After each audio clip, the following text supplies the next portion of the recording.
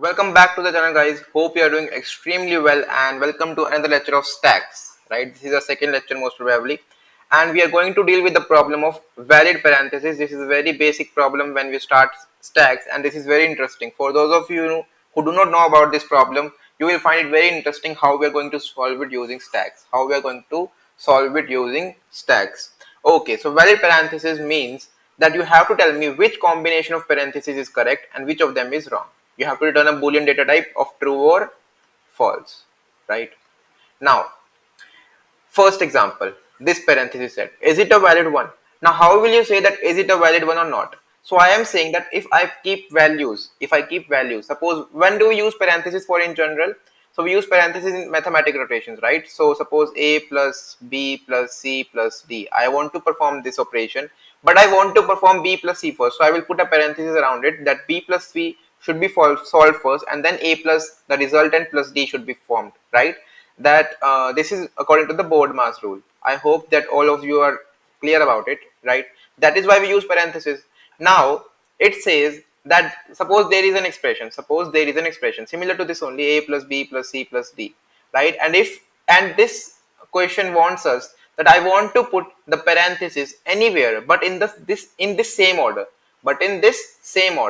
right? Suppose I put these brackets in this expression, so I can put the first two brackets here, the second two brackets here, the third bracket here, right? So the third bracket is looking something like this, and the fourth bracket here is something like plus e would have been occurring, right?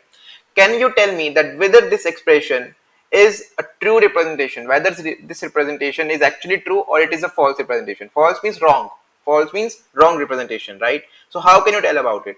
Suppose I deal about this parenthesis set. You can see that this is looking like this, this, this, this and this, right? Can you tell me whether this parenthesis set is actually true or false?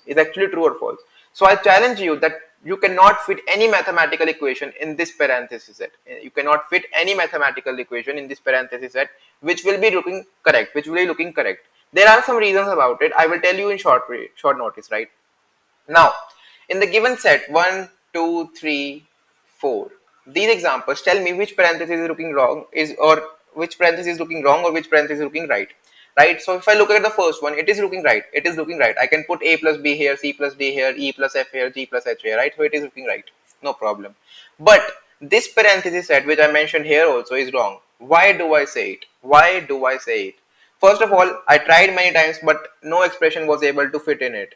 The reason being, couple, this parenthesis has opened before this. This parenthesis, let us say this curly braces have opened before this parenthesis, but before closing this parenthesis, I have closed this parenthesis. Is it possible for me to do something like this? A plus b, I put a bracket here, and then I do something like this, plus c, and then I close the bracket. Does this look like good to you? Does this evaluation makes any sense? If I try to solve this bracket, you can see that this bracket is not closed. This internal bracket is not closed, so this operation is invalid. That means there are few notations to a parenthesis set to be valid. First of them is the least recently opened parenthesis or bracket, you can say any bracket, that is curly braces or square bracket or anything, should be closed at first. That is, if you are opening this curly braces inside a parenthesis, then before closing this parenthesis, you will have to close this curly braces. Only then you will be eligible to close this parenthesis. This is first notation. What is second one? The second one, I want to look at this. I want you to look at this notation. So you can see that this bracket is getting solved by this. This bracket is getting solved by this. But this bracket doesn't have an opening bracket. This bracket does not have an opening bracket. That is, each opening bracket should have a closing bracket of same type, that is, this should be closed by this should be closed by this, and this should be closed by this, right? Of same type. This is the second rule, right? And third is the vice versa of this, that is, each closing bracket should have a opening bracket of same type, right? right? These are the three notations, these are the three rules you have to remember while checking for the valid parenthesis. Now how will you check? The problem is how will you check? So you can try to apply some couple of the for loops or many of the for loops, but you will not be able to solve it unless you follow a special strategy, right? Now suppose I take the example of this parenthesis only, right? Let me write it down. Suppose your parenthesis is looking something like this, this, this. Now, if I look at the first one, it says the least open parenthesis, the least recently open parenthesis should be closed at first. That is the parenthesis which was open at last. That is which was open at last. Opened at last. Should be closed first. Should be closed first. What did we learn about stack? Stack is a LIFO architecture. And if I try to highlight some word into it, open at last, can I treat it as last input? Should be closed first. That is, it should be output first. So output first. So are these two things making the same sense as this LIFO? Last in, first out. Last in, first out. So that is where I got the idea of using a stack. Now I have to see how. The technique is actually very simple. Create a stack. Whenever you create a stack, you open a pipe, vertical pipe, something like this, close at the end, right? You are at this pointer. You are at this parenthesis. My approach is last input. What is your input? Open. Open at last. That is your input. That is opening brackets are input. Opening brackets are input. So you put in it. Okay. Move to other one. It is also an opening. Okay. Move to other one. It is also an opening of different type, but okay. You come here, you see that this is a closing bracket. Whenever you are saying that this is a closing bracket, that means it must be completing another open bracket. A closing bracket should be coupled with the opening bracket, should be coupled with an opening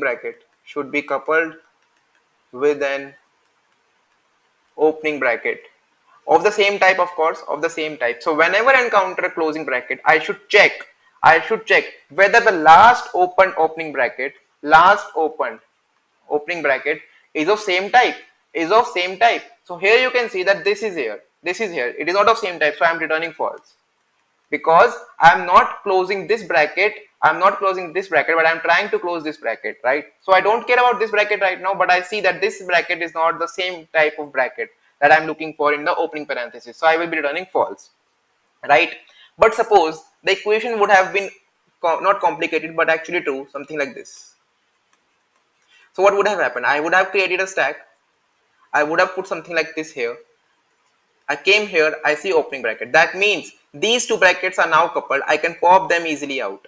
I come here, I do something like this. I come here, I do something like this. These two brackets are coupled, pop them out. I come here, I put something like this. I come here, I put something like this. These two brackets are coupled, I pop them out. The string ends and my stack is empty. String ends and my stack is empty. That means I'm gonna return true. So what is the algorithm? The algorithm is pretty straightforward. For opening brackets, push into stack. For closing brackets, two condition. The stack should not be empty. First condition. Suppose a string is looking something like this. You can see that they are rearranged, but this doesn't have an opening bracket before. This closing parenthesis should have an opening bracket before. It is not there, so I will be returning false. So stack should not be empty. There is something that I should be coupling the closing bracket to. Stack should not be empty.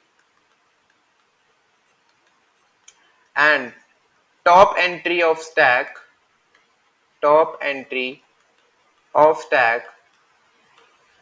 should be opening bracket of same type.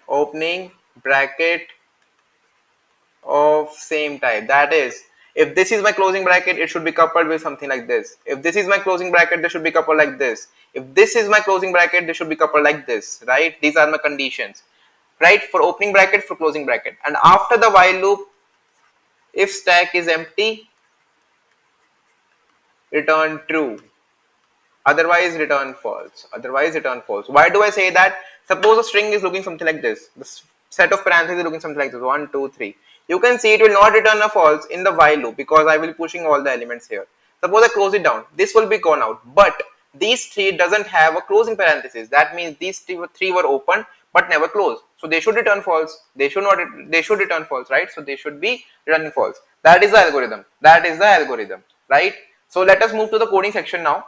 I hope this is clear to you. I hope this is clear to you. While the stack is empty, it should be turning true, otherwise false. And for closing bracket, it should be top entry of stack should be equal to the bracket of same size. Now it is time for us to see some code and get actual hands-on practice. So you can see the coding section in front of you. But before starting with the channel, I would like to request you to please subscribe to the channel and hit the like button as much as possible because it really motivates me. Okay, so let's start coding it down. First, I will be creating a stack as needed. It will contain characters, so stack of char, name it as st. Now for int I, going from 0 up till s dot length, that is all the characters of the string I plus plus. First condition is if this is an opening bracket, that is si equals to this, or si equals to this, or si equals to this. In that case, push it. So st dot push si. Else if si can be an closing parenthesis of this type, then if st dot top, first of all check if it is st is not empty. If st dot empty is not true, that is st is not empty, st does contain something, and st dot top is equals to the same bracket of opening type, right? In that case, continue. Else return false, as the condition is neglected here. I will copy it down for the curly parenthesis and the square parenthesis. So one time, two time. For curly parenthesis, it should be looking something like this, and the opening bracket will look something like this. And for the square one, it will be looking something like this, and the opening will be looking something like this. That's all. At the end of the loop, at the end of the for loop, what should I do? If st dot empty, that means return true. Return true. That is the whole string is explode and all the parentheses are matched. The opening and closing are all finished out. Otherwise, return false. That's all. Let us try to compile and run it. Hope it will run fine. Should not give any error, I guess. Oh, it is giving an error. It is giving an error. What is the error? Let me see. Found the error. It will not be continue. It will actually be st.pop because I have found the character, so I will have to pop it, right? So sorry for my mistake. st.pop here. st.pop here. That is pop the element because I don't need it anymore. Because the brackets have been coupled. Let us try to compile and run it. Please work fine, I guess. It is working fine now. Let us try to submit it. It should run fine for all the test cases. Okay, it is running fine and it is beating 100% of the users. So thank you for watching. Hope you liked it and we'll meet again in the new video. Till then, stay tuned and keep watching. Thank you. Have a nice day.